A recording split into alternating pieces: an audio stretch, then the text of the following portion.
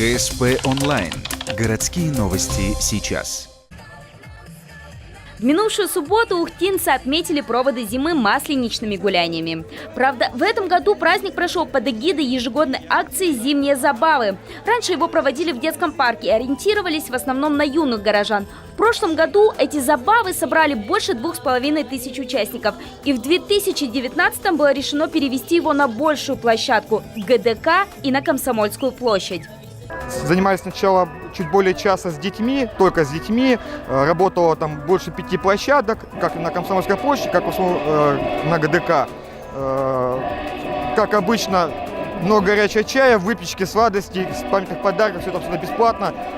Ну, как я помню, к примеру, в том году столько же людей не было, как сейчас на данный момент. То есть сейчас детей гораздо больше, чем было ранее. И это не может не радовать, это круто.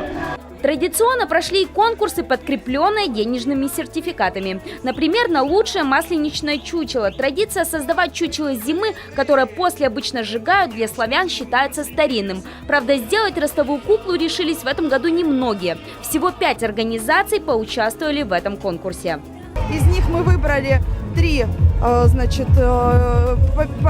призовых места, остальные были награждены поощрительными подарками. Ну и говорю, будем продолжать. Чучела эти не сжигаются, они остаются как экспонаты и украшают, как вы видите, площадь нашего города.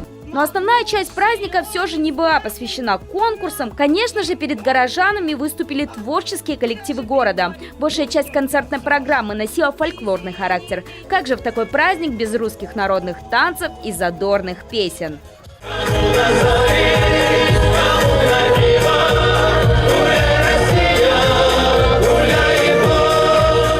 А для тех, кто выбирает развлечения поактивнее, на Комсомольской площади были организованы катания на банане и в санях с собачьей упряжкой. В специально огороженном месте всех желающих катали хаски.